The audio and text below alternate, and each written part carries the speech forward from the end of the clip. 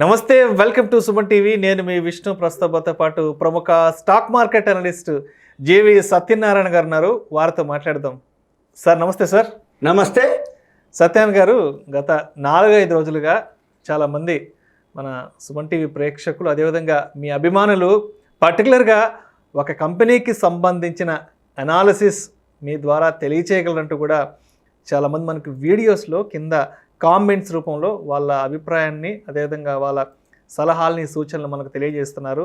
So చాలామంది అడుగుతున్న company ఏంటంటే NLC ఇండియా షేర్ అనాలిసిస్ గురించి సత్యనారాయణ గారి ద్వారా తెలియచేయగలరంటూ అడుగుతున్నారు. మరి మన ప్రేక్షకుల కోరిక మేరకు మరి వాళ్ళు అడిగిన దాని ప్రకారం ఇవాళ NLC ఇండియా షేర్ అనాలిసిస్ గురించి నేను తెలుసుకుందాం అనుకుంటున్నాను. అదేవిధంగా మన ప్రేక్షకులకు కూడా మీ ద్వారా తెలియచేద్దాం అనుకుంటున్నాను. సార్ ముందుగా సుమన్ టీవీ ప్రేక్షకులకి ధన్యవాదాలు. ఎందుకంటే ఇలా అడగటం అనేది అంటే అది కామెంట్స్ రూపంలో మంచి కంపెనీ గురించి ఎనాలిసిస్ చేయమనటం, మేమేదో చెప్పేది చెప్తూ పోకుండా అంటే మీకు కూడా ఒక అనుమానమో లేకపోతే ఒక కంపెనీ మీద విశ్లేషణ కావాలి అని అడగటం అనేది అయితే నా విధంగా నాకు శుభపరిమాణం. రెండోది విష్ణు కూడా ఓకే. ఎందుకు అంటే ఆ కామెంట్స్ని ఫాలో అవుతూ నాకు చెప్పి నా ద్వారా చెప్పించడం అనేది కూడా ఒక విధంగా మంచి అంటే థ్యాంక్స్ మీ అందరికీ. ఇక తర్వాత ఓకే, NLC ఇండియా మీరు ఒక ముఖ్య గమనిక, మీరందరూ నేను ఏదైతే చెప్తున్నో ఇవన్నీ మీకు డైరెక్ట్గా నేను ఏం చూస్తాను, ఎక్కడ చూస్తాను, ఎలా చూస్తాను, ఎక్కడ ఎంటర్ అవుతా, ఎక్కడ ఎగ్జిట్ అవుతా, ప్లస్ ఏ వెబ్సైట్ చూస్తాము, ఏ వెబ్సైట్లోంచి ఆ యొక్క విశ్లేషణ ఎలా చూడాలి, అవన్నీ మీకు నేను చూపిస్తూ ఉన్నా. ఫ్రీ క్యామ్ ఉంటుంది, ఫ్రీ క్యామ్లో మీకు స్క్రీన్ కనబడుతూ ఉంటుంది. ఇక తర్వాత మీరు ఏం చేయాలి అంటే ఒక నోట్బుక్, పెన్ను దగ్గర పెట్టుకొని నేను ఒక్కొక్క వెబ్సైట్ చెప్తూ ఉంటా. ఆ వెబ్సైట్ని 1-2 సార్లు ఫాలో అవుతూ మీరు రాసుకొని మీరు చూసుకోవచ్చు. ఇప్పుడు ప్రస్తుతం NLC ఇండియా, నేను ఫస్ట్ NLC ఇండియా ఎలా అనే దానికి ఏంటిది అంటే సింపుల్గా ఫస్ట్ నేను screener.in అని ఒక వెబ్సైట్ ఉంది. ఆ screener.inలోకి వెళ్ళి సెర్చ్, అక్కడికి వెళ్ళాలి. సెర్చ్లోకి వెళ్ళి NLC ఇండియా అని క్లిక్ చేయాలి, అంటే ఎంటర్ చేయాలి. screener.in search NLC India enter చేసి NLC ఇండియా మీద మరలా ఆ వెబ్సైట్ ఉంటుంది. NLC ఇండియా ఏదైతే ఉందో NLCindia.in అని అంటే ఆ వెబ్సైట్ వస్తుంది.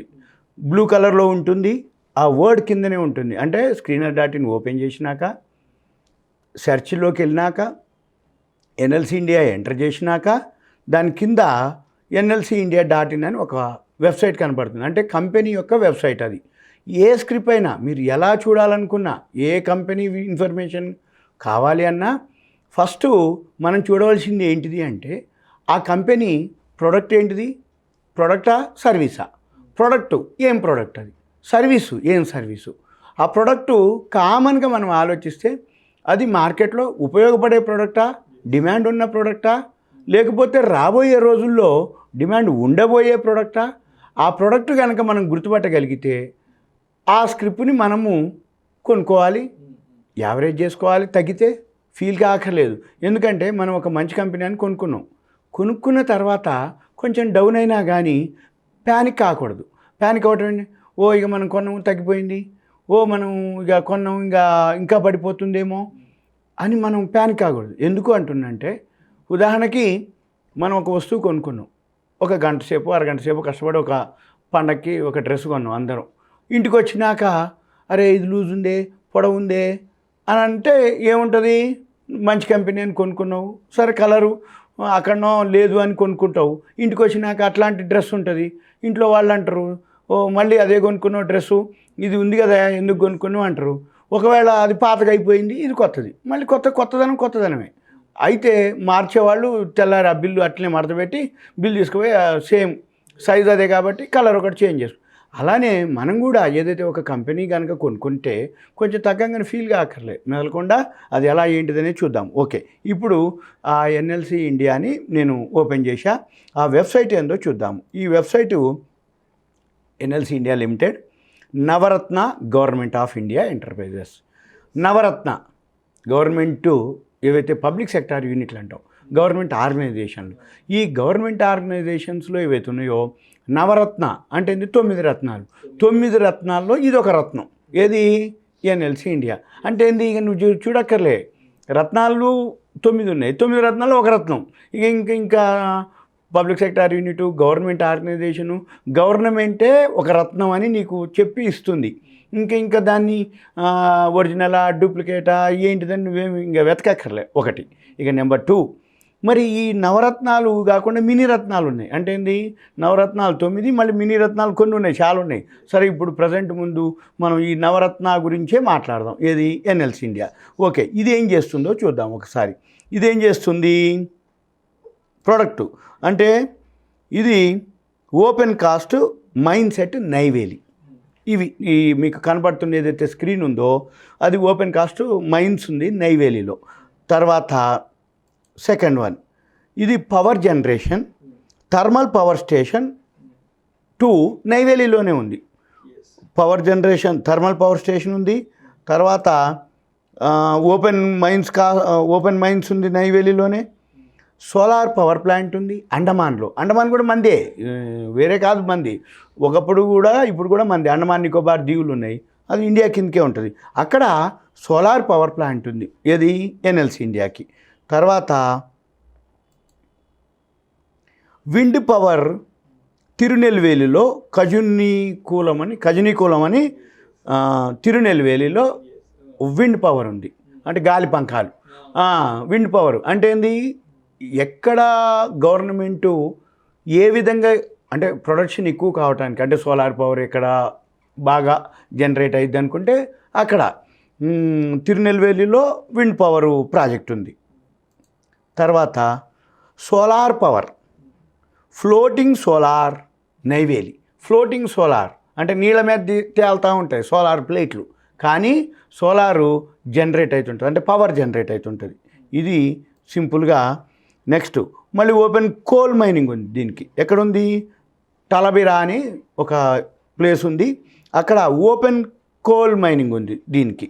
నెక్స్ట్ మళ్ళీ బోటింగ్ ఇన్ ఎఫోస్టేషన్ నైవేలి. ఇది సింపుల్గా దీని యొక్క కంపెనీ యొక్క ఇన్ఫర్మేషన్. ఇక మనము ఫైనాన్షియల్గా ప్రాఫిట్ అండ్ లాస్లు, బ్యాలెన్స్ షీట్లు అవి చూద్దాము. ఇక బ్యాలెన్స్ షీట్లోకి వచ్చేటప్పటికి ప్రాఫిట్ అండ్ లాసు మార్చి 2021కి 1313 కోట్లు రావటం అయింది. మరలా మీరు స్క్రీనర్.inకి వెళ్ళాలి.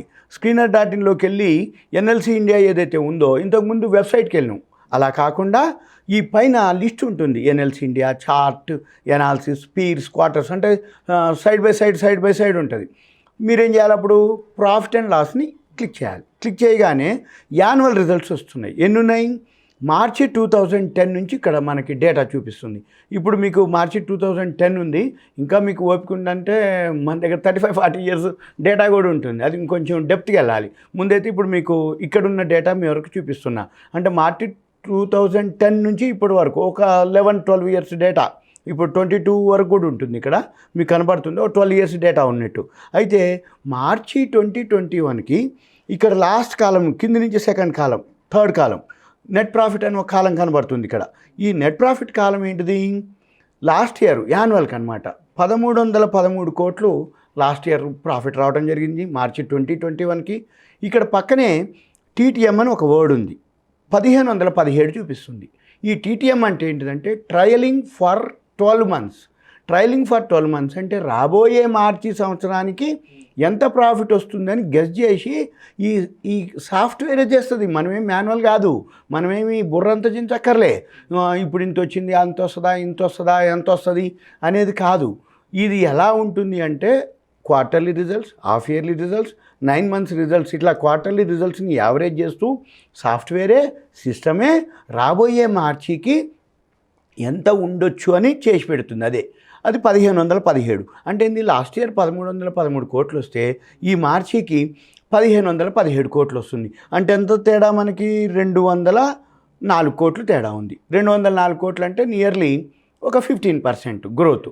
15% గ్రోత్. 204 130 అంటే 215 కాకపోయినా 16 17 మధ్యలో ఉంటున్నాయి. అంటే ఏంది?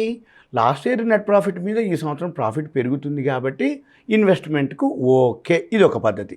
ఇక రెండోది, ఇక క్వార్టర్స్ అని ఇక్కడ ఉంది. ఈ క్వార్టర్స్ అంటే ఏంది, మనకి 4 క్వార్టర్లు ఉంటాయి. April May June first quarter, July August September second quarter, October November December third quarter. ఇప్పుడు మనం జనవరిలో ఫిబ్రవరిలో ఉన్నాం. అంటే ఏంది, థర్డ్ క్వార్టర్ రిజల్ట్స్ వచ్చినాయి. అవేం వచ్చినాయి, 231 crores ప్రాఫిట్లో ఉన్నాం. ఈ 231 ఇప్పుడు వచ్చింది, ఏది థర్డ్ క్వార్టర్. అయితే మనం ఏం చూడాలి, లాస్ట్ ఇయర్ థర్డ్ క్వార్టర్ చూడాలి. లాస్ట్ ఇయర్ థర్డ్ క్వార్టర్ ఎంత ఉంది, డిసెంబర్ 2020 171 crores ఉంది. అంటే లాస్ట్ ఇయర్ 171 crores వేస్తే ఈ సంవత్సరం థర్డ్ క్వార్టర్లో 231 crores వచ్చింది. అంటే ఎన్ని కోట్లు వచ్చింది, ఎక్స్ట్రా 60 కోట్లు వచ్చింది. 60 కోట్లు అంటే ఎంత, 171కి 60 కోట్లు అంటే 17 3 51. అంటే ఏంది, ఒక 35% వరకు ఇంక్రీజ్ అయింది. అంటే నెట్ ప్రాఫిట్ ఇంక్రీజ్ అయ్యింది. మళ్ళీ ఏం చేయాలి, ఇంకా డిసెంబర్ 19కి పోవాలి. అంటే 2020లో 171 వస్తే ఇప్పుడు 231 వస్తే డిసెంబర్ 21 అంటే 2019 అక్కడ 399 కోట్లు వచ్చింది. మరి 2020లో ఎందుకు పోయింది, 2021కి ఎందుకు ఎక్కువ వచ్చింది అంటే 2019లో 399 వస్తే 2020 కరోనా కాబట్టి ప్రొడక్షన్ లేదు, మ్యాన్ పవర్ లేదు, అక్కడ కరోనా తోటి లాక్డౌన్ తోటి ఇట్లా ఆగిపోయింది. అది 170. మరి ఇప్పుడు 231 ఎందుకు వచ్చింది, 231 ఓకే అంటే లాస్ట్ ఇయర్ మీద బెటరు, కానీ 2019కి పోల్చుకుంటే తక్కువే. అంటే ఏంది, 2019లో 400 399 ఉంటే 231. కాకపోతే ఏంటిది, ఇవేవైతే ఉన్నాయో మిగతా వాటితో పోల్చుకుంటే ఇది బెటర్ అనుకోవాలి. అంతే తప్ప కరోనా టైంలో అన్నీ మూసుకుపోయినాయి, అంటే వరల్డ్ ఎకానమీ పోయింది. అటువంటప్పుడు ఇది కూడా పోయి ఉంటుంది. అందుకని మనం ఏం చూడాలి, అంటే డిఫరెన్స్ చూసుకోవాలి. December last year, before last year, ఇప్పుడు ఫైనాన్షియల్ ఇయర్ ఎండ్ అయ్యేటప్పటికి ఎంత వస్తుందో ఇలా మనము అబ్జర్వ్ చేయాలి. ఇక నెక్స్ట్ ఇక తర్వాత ప్రమోటర్స్ ఎవరైతే ఉంటారో అది 79.20 ఉంది. అంటే ఏంది, 100%లో 79% ప్రమోటర్స్ అంటే ఎవరు, గవర్నమెంట్ ఆర్గనైజేషన్. అది ఎక్కడ ఉంటుంది, ఎలా ఉంటుంది ఒకసారి మీకు చూపిస్తా. మళ్ళీ మీరు మనీ కంట్రోల్కి వెళ్ళండి. మనీ కంట్రోల్కి వెళ్ళి సేమ్ మళ్ళీ సెర్చ్ ఉంటుంది ఒకటి. మనీ కంట్రోల్ ఓపెన్ చేసి నేను ఎక్కడైతే చూస్తున్నానో, నేనేమైతే చూసి ఎలా చెప్తున్నానో అవే చెప్తున్నా మీకు, అవే చూడండి. 1కి 2 సార్లు 3 సార్లు 4 సార్లు ప్రాక్టీస్ చేస్తే మీరు కూడా చిన్న సత్రాయన అవుతారు. ఓకే, ఇప్పుడు ఈ ఎన్ఎల్సి ఇండియా ఏదైతే ఉందో మనీ కంట్రోల్కి వెళ్తున్నా, ఈ మనీ కంట్రోల్కి వెళ్ళి పేజీ డౌన్ చేయాలి. ఇక్కడ కింద షేర్ హోల్డింగ్ అని ఒక వర్డ్ ఉంది, ఇది క్లిక్ చేయాలి. Money control, search, NLC India, share holding. ఎప్పుడైతే షేర్ హోల్డింగ్ క్లిక్ చేసినామో ఇక్కడ ప్రమోటర్ అని ఒక వర్డ్ కనపడుతుంది, గ్రాఫ్ కనపడుతుంది రౌండ్గా. ప్రమోటర్ ఎంత, డిసెంబర్. ఇక్కడ మళ్ళీ కిందనే సి టాప్ హోల్డింగ్స్ అని ఉంది. ఈ సి టాప్ హోల్డింగ్స్ ఏదైతే క్లిక్ చేస్తామో ఏముంది, ఇక్కడ ప్రెసిడెంట్ ఆఫ్ ఇండియా అని ఉంది. ఒక్కటే బండ గుర్తు. ప్రైవేట్ ఆర్గనైజేషన్స్ అయితే ఇండివిజువల్ నేమ్స్ ఉంటాయి, గవర్నమెంట్ ఆర్గనైజేషన్స్ అయితే ప్రెసిడెంట్ ఆఫ్ ఇండియా అంటే ప్రప్రథమ పౌరుడు రాష్ట్రపతి పేరుతోటి ఇది ఉంటుంది అన్నట్టు అర్థం. అందుకని మనం ఏం చేయాలి, 79.2% అంటే గవర్నమెంట్ ఆర్గనైజేషన్ ఏదైతే ఉందో మేజర్ గవర్నమెంట్దే. అంటే 100 రూపాయలు లాభం వస్తే 79.20 మన ప్రభుత్వానికి చెందుతుంది. కాబట్టి మనము సేఫ్టీ విషయంలో 100% సెక్యూర్డ్, 100% జెన్యూను, 100% ఇక మనం ఆలోచించక్కర్లే, కంపెనీ మంచిది అని అర్థానికి. ఇక తర్వాత ఎఫ్ఐఐలు, ఫారిన్ ఇన్స్టిట్యూషనల్ ఇన్వెస్టర్స్, వాళ్ళు నామినల్ జనరల్గా పబ్లిక్ లిమిటెడ్ కంపెనీలు, అంటే పబ్లిక్ లిమిటెడ్ కాదు, పబ్లిక్ సెక్టార్ యూనిట్లు. పబ్లిక్ సెక్టార్ యూనిట్లో ఎఫ్ఐఐలు చాలా నామినల్ ఉంటారు. ఎందుకంటే గవర్నమెంట్ స్టేక్ ఎక్కువ ఉన్నప్పుడు మూమెంట్ ఉండదు, స్పెక్యులేషన్ ఉండదు, వాళ్ళు ఏదైనా మ్యానిపులేషన్ చేయడానికి అవకాశం ఉండదు. అందుకని వాళ్ళు ఎప్పుడైతే ఎఫ్ఐఐలు ఇన్వాల్వ్ కారో ఆ షేర్ ప్రైస్లో మూమెంట్ ఉండదు. సింపుల్ అనమాట. సేఫ్టీ ఉంటుంది, సెక్యూరిటీ ఉంటుంది, కానీ షేర్ ప్రైస్లో అంతగా మూమెంట్ ఉండదు. అది గమనించాలి. మీరు ఒకటే, ఎవరు దీనికి ఎన్ఎల్సి ఇండియా ఇన్వెస్టర్లుగా ఉండాలనుకుంటే నాకు సేఫ్టీ కావాలి, సెక్యూరిటీ కావాలి, నాకు బ్యాంక్ వడ్డీ, పోస్ట్ ఆఫీస్ వడ్డీ, ప్రావిడెంట్ ఫండ్ ఇంట్రెస్ట్ కంటే ఎక్కువ రావాలి అంటే స్పెక్యులేషన్ వల్ల ఏమవుతుంది, బాగా పెరుగుతున్నామో బాగా వెళ్ళిపోతుంది, లేకపోతే బాగా పడిపోతుంది. కానీ ఇది అలా ఉండదు. అలాంటి వాళ్ళు అనుకున్న వాళ్ళే ఈ పబ్లిక్ సెక్టార్ యూనిట్స్ స్క్రిప్ట్లో ఎంటర్ అవ్వాలి. ఎఫ్ఐఐలు కనుక ఏదైతే ఎక్కువ ఉంటుందో స్పెక్యులేషన్ ఎక్కువ ఉంటుంది, వాలటాలిటీ ఎక్కువ ఉంటుంది, పెరిగితే బాగా పెరుగుతుంది, లేకపోతే బాగా పడిపోయే అవకాశాలు ఉన్నాయి. దీంట్లో అటువంటి అవకాశాలు లేవు, రావు, ఉండవు. ఇక తర్వాత డిఐఐలు, డొమెస్టిక్ ఇన్స్టిట్యూషనల్, వాళ్ళు 10.46 ఉంది. ఎందుకున్నారు? మన మ్యూచువల్ ఫండ్, అది మన India company, public sector unit కాబట్టి కంపల్సరీగా మ్యూచువల్ ఫండ్ వాడు పైసలు పెడతాడు, ఎంటర్ అవుతాడు. అందులో క్వశ్చనే లేదు. మ్యూచువల్ ఫండ్స్ ఉన్నాయంటే సేఫ్టీ చూస్తాయి. రెండోది గవర్నమెంట్ కూడా ఏం చెప్తుంది, మన ఆర్గనైజేషన్ కాబట్టి, నీ దగ్గర ఫండ్స్ ఉన్నాయి కాబట్టి, మంచి కంపెనీ కాబట్టి ఇన్వెస్ట్ చేయమని చెప్పడం జరుగుతుంది. వీళ్ళు కూడా అలానే ఉంటారు, అలానే చేస్తారు. అది ఇక తర్వాత జనరల్ పబ్లిక్ ఏదైతే ఉందో పబ్లిక్, ఈ పబ్లిక్ ఎంత ఉందయ్యా? 9.72. ఇది కూడా మామూలుగానే ఉంది. ఇక నెక్స్ట్ వచ్చి మళ్ళీ నేను ఇక్కడికి పోతున్నా స్క్రీనర్లోనే. ఇక తర్వాత క్యాష్ ఫ్లో ఒకటి ఉంటుంది. అది క్యాష్ ఫ్లో అంటే ఒరిజినల్గా క్యాష్ కంపెనీకి వచ్చినటువంటిది ఏదైతే ఉందో అది రియల్ అనమాట. అసలు క్యాష్ ఫ్లో అంటే సింపుల్గా ఏంటంటే ప్రతి బిజినెస్లో అప్పిస్తారు, అప్పు తీసుకుంటారు. ఈ అప్పు ఇవ్వడం అంటే ఏంటిది? మన ప్రొడక్షన్ అమ్మాలి అంటే అప్పు ఇవ్వాలి. అలానే మనకి రా మెటీరియల్ సప్లై చేసేవాడు కూడా వాడు అప్పిస్తాడు మనకి. మరి క్వాలిటీ మెయింటైన్ చేయాలి అంటే మనకు తెలియదు, అందుకని వాడు అప్పిస్తాడు, మనం కూడా అప్పిస్తాం. ఈ అప్పు ఇచ్చినప్పుడు బిజినెస్ జరిగినట్టు కాదు. అప్పు ఇచ్చినాం కానీ రియల్గా ఏ అప్పు లేకుండా, అంటే మనకి రావాల్సిన బకాయిలు లేకుండా కనుక వచ్చినటువంటి రియల్ అమౌంట్ ఉంటుంది చూడు, అది క్యాష్ ఫ్లో. ఆ క్యాష్ ఫ్లో మామూలుగా లేదు ఒక్కసారి అనమాట. అంటే ఏ విధంగా చూసినా సేఫ్టీ అనమాట.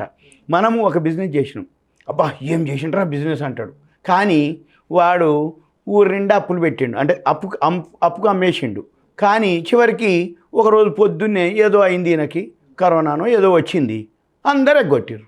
ఇంకేముంది? ఉంది, లాభం వచ్చింది, అప్పులు ఉన్నాయి కానీ రాలేదు. అదే గనక షాప్ చిన్నదే కానీ అప్పు లేదు, అంటే క్యాష్ అండ్ క్యారీ చేసిండు, మెదలుకుంటుండు, కరోనా వచ్చింది, ఏమేం కాదు, మూసింటూ లేదు, ఇంకా బిజినెస్ లేదు, కానీ అప్పులు లేవు, అంటే వచ్చేవి లేవు. అందుకని ఎప్పుడైనా కానీ క్యాష్ ఫ్లో చూసుకోవాలి. ఓకే, అది 100% అనమాట. ఇది ఇక పీర్స్ అని ఉంటాయి సేమ్ ప్రోడక్ట్ అటువంటివి. సరే, వేరే చాలా ఉన్నాయి, Adani transmission, power grid, NTPC, Tata, అంటే వీటికి సంబంధించిన సెక్టార్లు. మీరు సింపుల్గా ఇవి మనకు. ఇంకా మీకు కావాలి అనుకుంటే ఈ ఇయర్లీ హైలో చూసుకోవాలి. ఇయర్లీ హై అన్ని ఇక్కడే ఉంటుంది మీకు. ఇక్కడ ఇయర్లీ హై వచ్చి ₹80.10, 18 అక్టోబర్ 21 డేట్తో సహా ఉంది. అది NLC ఇండియాలో ఉంటుంది. ₹46.20 19 ఏప్రిల్ 21కి ఇయర్లీ లోలో ఉంది. మీకు అన్ని ఇన్ఫర్మేషన్ అంటే ఏంటి, ఉదాహరణకి ఏమేమి ఉంటాయి అన్ని కాలమ్స్ మీకు ఇక్కడే చూపిస్తాయి. ఏమేమి ఉన్నాయి ఇవన్నీ సుమారుగా 75 కాలమ్స్ ఉంటాయి. సరే, ఇప్పుడు మళ్ళీ మనం ఇంకొక వీడియోలో నేను మీకు ఇంకా విశదీకరిస్తా. NLC ఇండియా ఎవరైతే అడిగినరో వాళ్ళకి క్లియర్ అయిందని నేను అనుకుంటున్నాను. ఇక మీరు ఇంకా ఏదన్నా మీకు ఏదైనా స్క్రిప్ట్ డౌట్ ఉంది అనుకుంటే నాకు కామెంట్స్లో పెట్టండి. నేను మరలా ఇంకొక వీడియోలో దాని గురించి ఇంకా మీకు విశదీకరిస్తా. ఇప్పటి నుండి నా వీడియో స్టార్ట్ కాగానే మీరు సింపుల్గా ఒక నోట్బుక్, పెన్ దగ్గర పెట్టుకోండి. నేను ఏ వెబ్సైట్ చూస్తున్నానో, ఏం చూస్తున్నానో అవన్నీ మీకు చూపించడం జరుగుతుంది. అప్పుడు మీరు కూడా రాసుకొని మీరు ఫాలో అవటం ఉంటుంది. Right sir, right. Thank you sir, thank you so much Satyanarayana గారు. మన ప్రేక్షకుల అభిరుచి మేరకు, వాళ్ళ కోరిక మేరకు వాళ్ళు అడిగిన NLC ఇండియా షేర్ అనాలిసిస్ గురించి చాలా డీటెయిల్డ్గా వాళ్ళకి వివరించి తెలియజేశారు. అండ్ ఇవాళ మీ ద్వారా NLC ఇండియా షేర్ గురించి నేను తెలుసుకున్నాను. అదేవిధంగా మన ప్రేక్షకులకు కూడా నేను తెలియజేయగలిగాను sir. Thank you sir, thank you so much sir. Suman TV ప్రేక్షకులకు ధన్యవాదాలు. మరొకసారి థ్యాంక్స్. ఇలాంటి మరిన్ని ఇంట్రెస్టింగ్ వీడియోస్ కోసం, అదేవిధంగా వాల్యుబుల్ ఇన్ఫర్మేషన్ కోసం వెంటనే మా సుమన్ టీవీ మనీ ఛానల్ను సబ్స్క్రైబ్ చేసుకోండి, లైక్ చేయండి, షేర్ చేయండి. అదేవిధంగా మీ అభిప్రాయాలను, మీ అభిరుచిని మాకు కామెంట్ల రూపంలో వీడియోల కింద తెలియచేయగలరు. అండ్ మీరు ఇచ్చిన కామెంట్స్ని బట్టి, మీరు ఇచ్చిన అభిప్రాయాలను బట్టి నేను మీరు అడిగిన టాపిక్స్ని మీకు ఇష్టమైన అనలిస్ట్ చేత అడిగి మీకు తెలియపరుస్తాను. ధన్యవాదాలు.